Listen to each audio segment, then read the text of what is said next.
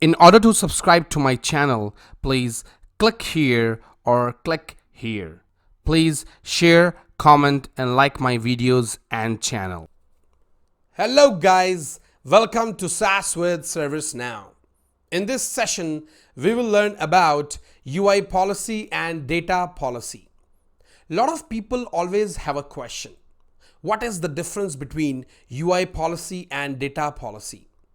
This question is also normally asked during interviews. So in this session, we will learn about UI policy and data policy and how both of them behave practically in my personal developer instance. UI policy. UI policy is used to make fields mandatory, visible, and read-only on the form. Which means if user opens the form and performs some action on the form, then you want to make some fields mandatory and or hide them or make them visible in that case, and you also want to make them read only. In that case, you could use UI policy. Data policy. Data policy is used to make fields mandatory and read only in the backend at server level. That means in UI policy, we were talking about it runs on the form, and data policy basically runs at server level in the backend. Which means if user or system is creating record and you don't want to create that record until a field that is a mandatory field, and maybe users should also not send the data in a field which is like read only. Even if user is sending or you're sending that data with an API or any transform map, system should not accept it because that field is basically read only. And if you don't want to accept it, then you can use data policy. Difference between UI policy and data policy. UI policy is used to make field mandatory, visible, read only, and hide and show related list.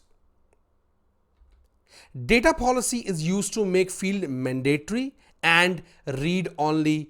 That means you can only do two things with data policy, that is mandatory and read only. And in UI policy, we can make it mandatory, visible, read only. And I think if I talk about the recent features, now you can also hide or show related list as well.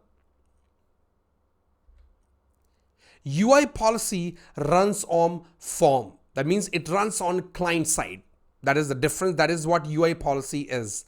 And if I talk about data policy runs on server side.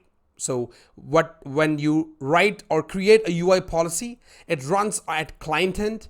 And if you create any data policy, it runs at server sides. It's a server side policy. You can write a script in UI policy. So UI policy, you have an option, in an advanced option, you can write the script as well. But in data policy, there's no way to write script. UI policy is applied only on the main form of the table. That means whenever you write a UI policy, it will just run on the client on the same form you have for a particular table. But data policy can be applied to the data entered into the system via different ways like import sets, web services, mobile UI. That means once you create data policy and whenever you are creating records, maybe from web services, maybe from import sets, maybe from mobile UI, in that case, data policy will be applied. UI policy module. Now let me show you the UI policy module in my personal developer instance. So this is my personal developer instance. For UI policy module, you just type here UI policy here, and under system UI, you will see this UI policies. So maybe I will just type right here, and you can see, I think we have a lot of UI policies which are related to some other elements, but here the main UI policy which will open the list of all the UI policies you have created in the system. And as of now, this is out of the box. I have not created single UI policy in this particular instance. Data policy module. So let's see data policy module in my instance. So if I go here and I type here data policies, so under system policies, so there's a difference.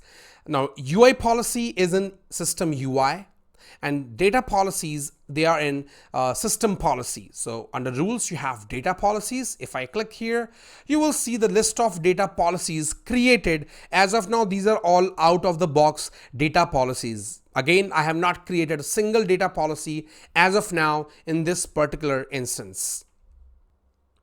UI policy form. So let's see how exactly the UI policy form look like, and what are the different fields, what are the options you have when you will create UI policy. So if I go here and if I just type UI pol here and I go to UI policies list, here we have the list. And if I click on this new button, this will open the UI policy form. So this is the UI policy form. Now here you can select the table on which you have to apply this UI policy. Then you can provide the short description. You have order, because UI policy definitely runs as per the order, because you might have different conditions, you might have different actions you have put in as part of making fields mandatory, visible, and read only. In that case, you have to put the order, and it will run in the order. That's what the UI policy works. Then you have application. This is just a global or which scope you have. So you can just select the application. It will automatically select as per the application. You will select over here. Then you will make it active or inactive, and then you have a section where it says when to apply. So you can mention that when exactly you want to apply this UI policy, and then you have this advanced option, that is script option. So whether you want to run a script or not, and if I will check this box, you can see it says execute if true. That means whatever condition you will mention over here. So in this section it says when to apply. That means you want to put some condition, maybe state is priority, the priority of the your incident form maybe is 1, and maybe short description maybe should not be empty, then it should take some action. Then that is what you mention over here, when to apply. And if I click on this add filter condition, I think I have to select the table first. So let's say if I select incident table, and you will see I can just select any field of incident table, and I can just select the condition when exactly I want to apply it. So whenever user will open the form, if condition matches, then it will take the action accordingly. And what action, we will see it later. So here you mention the condition, then you also mention whether this UI policy, basically it is basically applied on all forms views. In that case, you can select this global. It says reverse if false. That means if the condition is false, do you want to reverse it? That's something you can mention here. And then you have on load. That means whether you want to run the same UI policy for on load or not. That is something you can mention over here. And then this is just inherit, whether you want to extend this UI policy if you have applied it on a table, whether the child table should inherit this UI policy or not. It's up to you as per your requirement. And if I go to this sections, as I mentioned, if condition matches, if you're not able to achieve any action, that means which we're talking about mandatory, visible, or we are talking about read only. If you have some other client requirements, that means on client side, that is something you can mention here as well. As per the condition, if you want to make it to the true, then you can put it right here. If the condition is false, you want to do something, that's something you can mention over here. So that's how you write the script in UI policy. So these are the options. Now another option, maybe I'll just quickly mention here, test. And I'm not putting any condition right now, and I'm just clicking on save. If I click on save, you will see another option where we can provide UI policy actions. Now there are two types of actions which we just talked about: making field mandatory, read only, or visible or hidden. That is something, another section you have here, UI policy actions. Now another is related to related list. and that is right here. Whether you want to basically make a related list visible or hidden as per the condition you want, whatever condition you are selecting over here, that's something you can select here. So if I go here and click on new button, you will see it will open up the form. You can select that which field you want to take that action. You want to make mandatory, you want to make visible, or read only. That is something you can select here. Similarly, if I go back and I go to here and I click on new, you can see I can select the list name. Now this will automatically populate you that all the related list we have for that particular record, for that particular form basically, and then you can select here whether you want to make it visible or you want to hide it as per the condition. So this is what you have, the different configurations, different options in UI policy form. Data policy form. So let's see what all options we have in data policy form, how exactly it looks like. So you just go to, I will just go to data policies. I will click here. This will open up the list of all data policies we have in the system, and I can just click on new. If you will click on this new button, it will open up the data policy form. You can see it's quite different from UI policy, and you can select the table here. So let's say if I select incident. Now you have similar kind of options like inherit, you have reverse if false, active, you can provide the short description, maybe I will again do test, and then you can also provide the condition over here.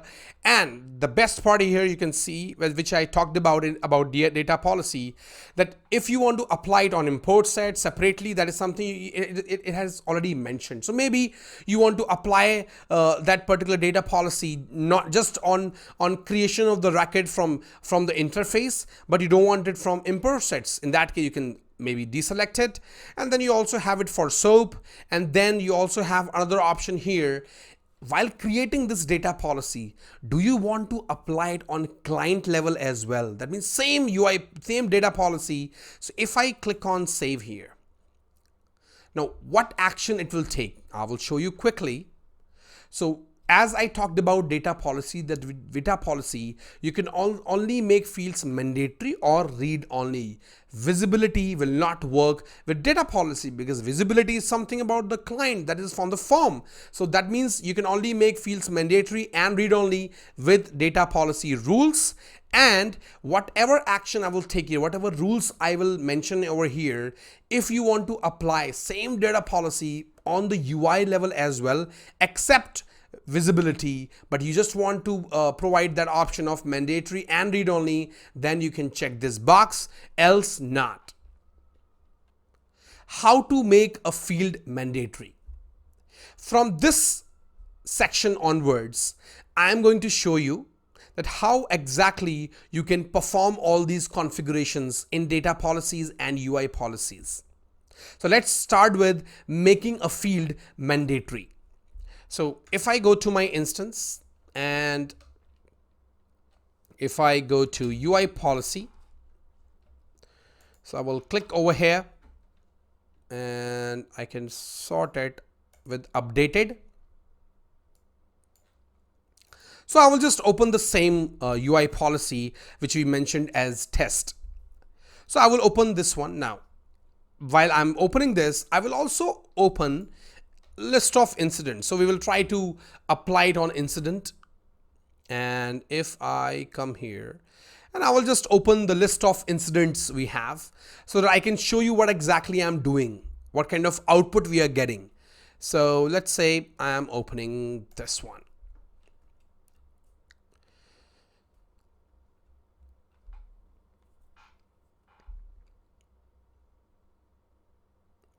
So this incident is open. Now, as of now, you can see, let's say if I change the category to disk, it is not making any field mandatory.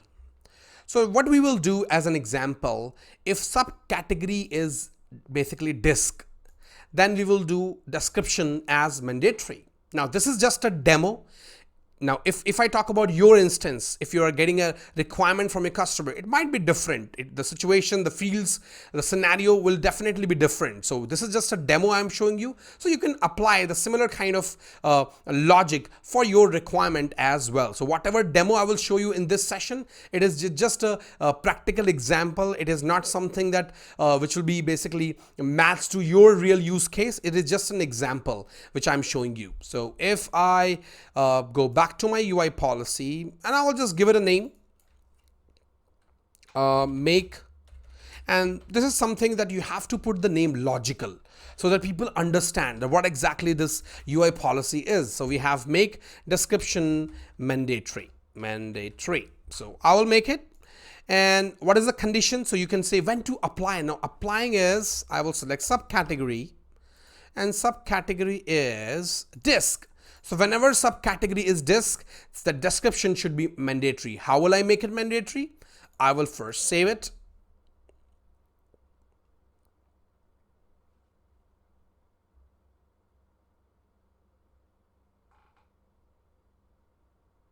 This is saved.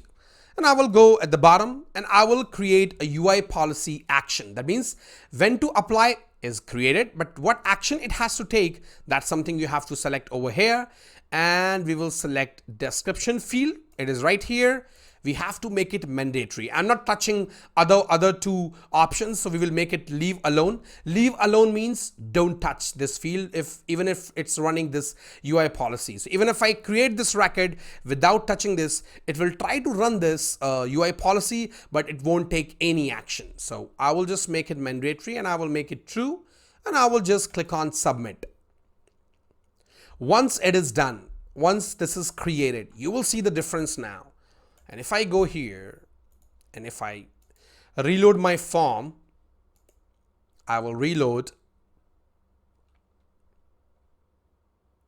Once it is reloaded, and if I select disk, you will see that description became mandatory. But if I talk about before we created this UI policy, this description option, this description field was not mandatory.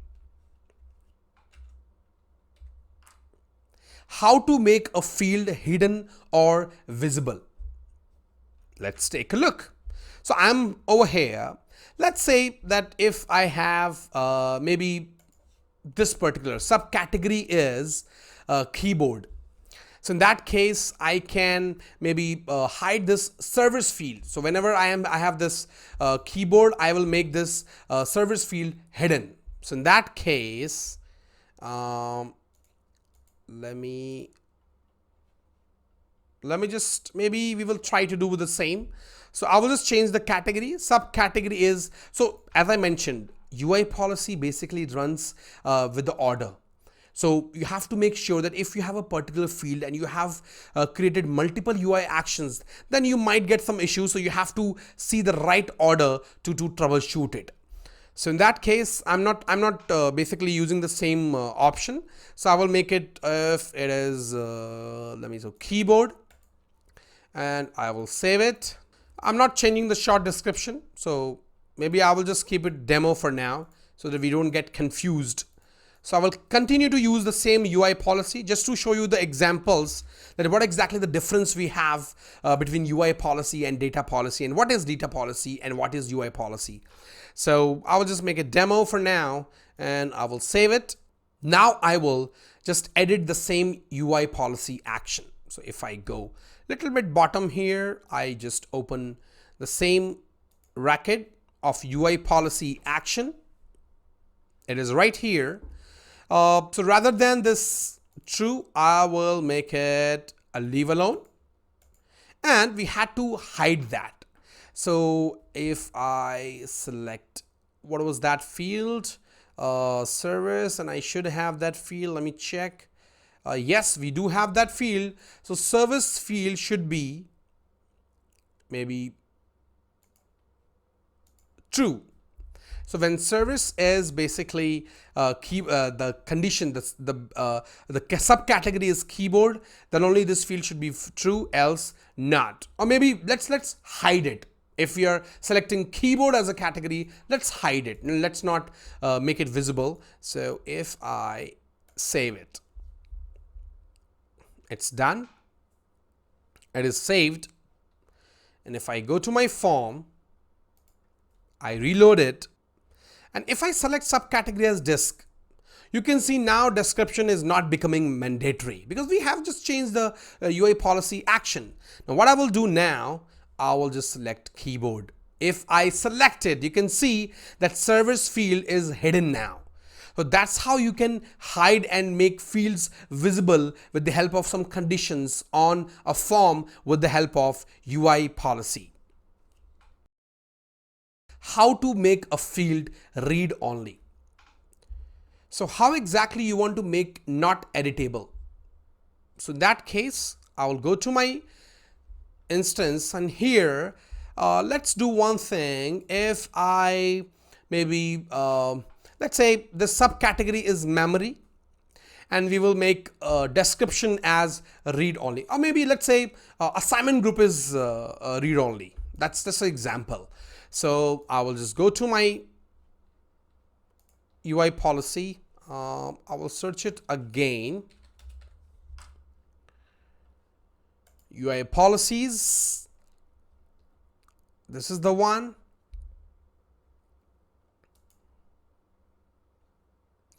And I will just make the condition. So we have subcategory memory.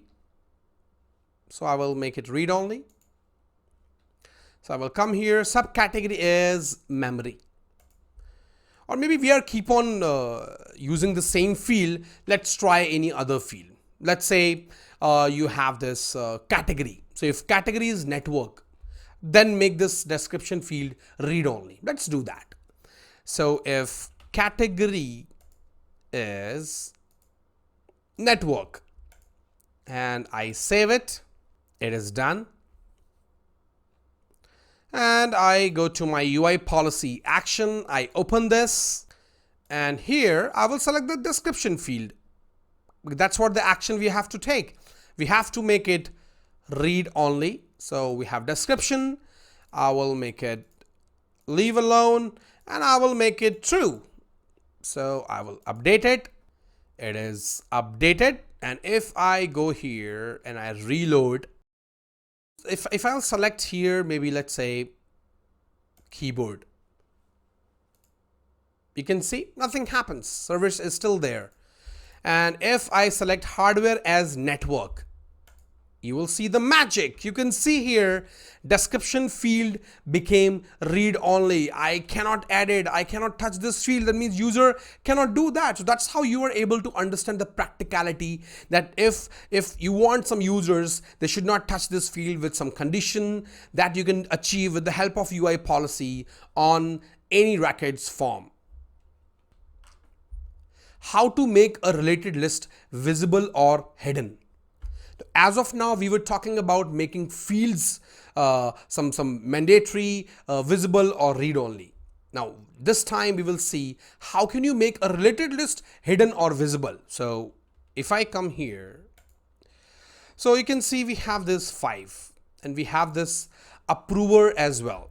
So what we will do, if the state is new, then maybe let's say hide this this particular list. So for that, I will just come over here and I will select here state. We are just changing the same UI policy. I will select state and I will select new. So if state is new, I will save it and then I will come a little bit bottom. So here we have UI policy related list actions and I will click on new. And I will select the related list name. So we had approvers. It is automatically populating over here and I will make it false. Do not show it. Do not show the related list if a state is new. And if I click on submit, this will create that related list action. And let's say maybe this one, I will delete it. I will just delete it for now. So this is done. And if I come to my form and I reload it. If I reload it, you will see the state is still new. What do you think? And if I go at the bottom, you can see here that we don't have approvers related list anymore. So that means you can do that without doing any kind of scripting, and you can hide things or fields and related list and make them mandatory, make them visible with the help of UI policy. Let's see how data policy works. So we will see how to make a field mandatory. So if I go here, and this time I will not go to the new list because this time we will create new records. So I will go to data policies and I just go to here and I click on this new button to create a new data policy. I will select the table and that will again be incident. I will select it. And what I will do, I will demo. I'll keep the name as demo. The condition I will select. Maybe let's not put the condition. Maybe without condition, we will make description as mandatory. Let's do that. Or let's see incident. If I go here and if I just open a new form, I want to see that whether maybe we have this assignment group. Let's see if I can create a ticket without putting assignment group. So if I click on save, so yes, you can see it has created the ticket. Even assignment group, because it is not mandatory as of now. There's no data policy. Now you will see the difference. So if you remember, on the form, you can definitely make it mandatory. But if something you want which at the server level, that means if somebody is inserting the record, maybe from API, maybe via directly from the form as well, but it would not run on the form. It will run when basically record is being inserted. So in that case, I will come over here and I will just create this. I'm not putting any condition right now. And what I will do, I will go to directly data policy rules at the bottom. I will select here assignment group. That's what we will make it mandatory. And if I will select here mandatory and I click on submit, you're done. Your data policy is created, but there's no condition as of now.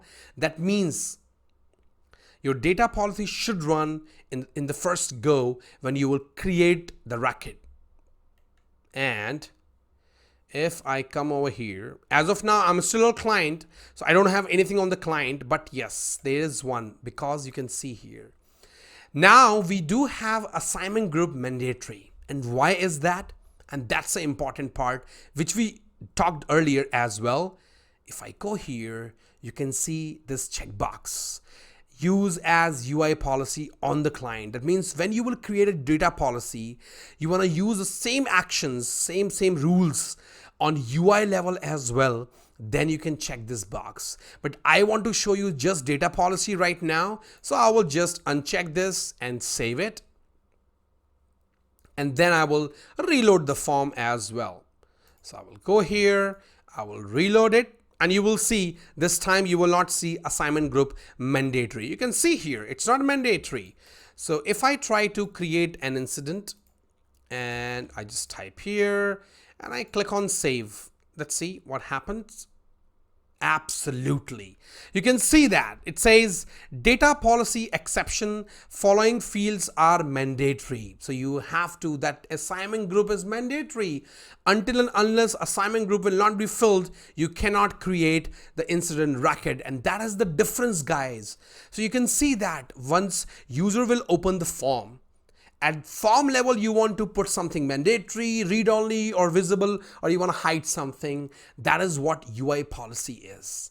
And if you want to just do it at server level, once you record is basically before creating the record, you want to put some policy that, hey, system, please check this. If this field is mandatory or not, then only it should insert the record, else not. That's what data policy would do.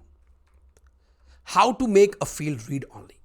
Now with data policy, we will also make the field read only. That means again, this time you cannot push that value from the system. So what I will do, I will come to my data policy again. Basically no conditions again. I will just open the rule so that I can show you. And if now this time we will make it read only. Assignment group will be read only. I'm just using the same field so that you understand what exactly the difference and how exactly read only works. So I will just make it leave alone for now, and I will click on update. So this data policy rule for that data policy will be updated. I'm not using it on client right now, so I'm still making this checkbox unchecked. And this time I will click on here and I select here. Now you will see the difference. As of now, we were not sending anything and it was returning, hey, you cannot create the record. But this time I will select something. Let's select something. Maybe I will select analyst. And if I click on save, you will see the magic again. It says, hey, this field is read only. You cannot insert the data. You cannot put any data in this field. And that is what the feature of data policy, guys. So I think it's a very solid feature, I would say, that if you want to put some kind of very, very strict process for creation of the records, so people should not find any kind of loophole. Just use your data policies. They are creating the records maybe via API, import sets, or by any way. They will not be able to insert the records until they are meeting all the expectations, all the policies which you want to apply while creating the records in your system. Convert a UI policy to data policy. Now there is another solid feature with data policies and UI policies. You can convert them between each other. That means you can convert a UI policy into data policy, and you can also convert a data policy into UI policy. How can we do that? Let's take a look. So before we talk about data policy, we will convert UI policy into a data policy. So if I come here and I just close that one and I just go to UI policy. So here we have the same one, and I will just click here. Now, before you convert UI policy into data policy, now there are some prerequisite. Now, what are those prerequisite? Basically, your global option should be checked. That is the first option you have to make sure. Now, another prerequisite is that there should not be any action where you have mentioned visibility, because data policy does not have any kind of visibility. You can't make things visible because it does not run on client. So that's the reason then you can convert a UI policy into a data policy. That's basically another condition. Now another basic third condition, if I talk about, is this run script. This should be disabled. It shouldn't be enabled. And now if I click on save, and you should also not have related list, because I think that's not the one your data policy can do. So I think you can remove it maybe. But you still saw the difference right here, that now you are getting this option. So majorly those three options are very important. The prerequisite which we talked about, once your system will basically match that, yes, it is not basically making those conditions true, then it will show you this button, related link. And if I will click this button, this will disable this UI policy and then just create a data policy. So in the meantime, what I will do, I will just delete this related list action. So I will delete it. It's deleted. Yep, it's done. And now I will click on that related link. So we will click on this button. And if I click on that, you will see a message, new data policy created from UI policy. Now again, this data policy will definitely be applied on client as well. Why? The reason behind it, you still have this checkbox checked, use as UI policy.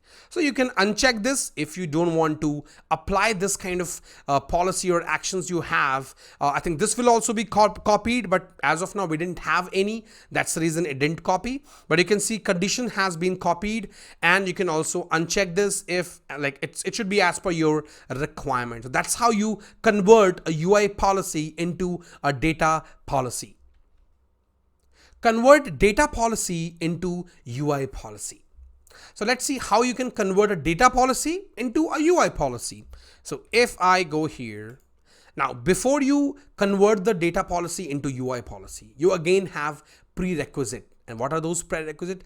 I think it's just one prerequisite I would say. That is that your data policy, I think should if you just want to use that UI policy just for mandatory and read only, because that's what it will convert, because data policy does not have visibility. So if you want to convert it, you have this option right here, and if I click on this button, it will again convert to UI policy. So you can play this game, conversion to and fro, but yeah, that's how you convert a data policy into UI policy. So that's what the difference I would say. Now, before I end this session, I think maybe I just thought that I can quickly show you the scripting part as well. So I can just show you, maybe this state is new and this is on load, and I can do one thing, and I will show you quickly. If condition is true and I just do alert, I'm just showing you that you can also write the script here, and I can just do alert. Now you won't do it for alert. I think that's something you have to perform the scripting as per your requirement. But this is, I will just mention, this is UI policy demo. And if I click on save and I go to incident, I click on create new. Let's see. Yep, you can see that it is showing you the alert. This is UI policy demo. The reason behind it, because that's what the UI policy is. UI policy runs on client. So, and that's the reason we wrote that alert, and that's the reason it is showing that browser alert, and with the help of same UI policy, and it is showing you that particular alert what we wrote in the script. So that's what you can perform the practical example. That's how you can use UI policy and data policy if you get different requirement from your customers and clients, and that's how you can decide as well. And I'm sure now you can decide whether you have to create UI policy, whether you have to create data policy, or you have to create both of them. And it is definitely as per your business requirement. I hope you like this session, and now you will be able to help and create different requirements, provide the solution to your customers and clients. So please like my videos, subscribe to my channel, comment on my videos, and do not forget to share my videos and channel to your friends and colleagues. Thank you and have a great day.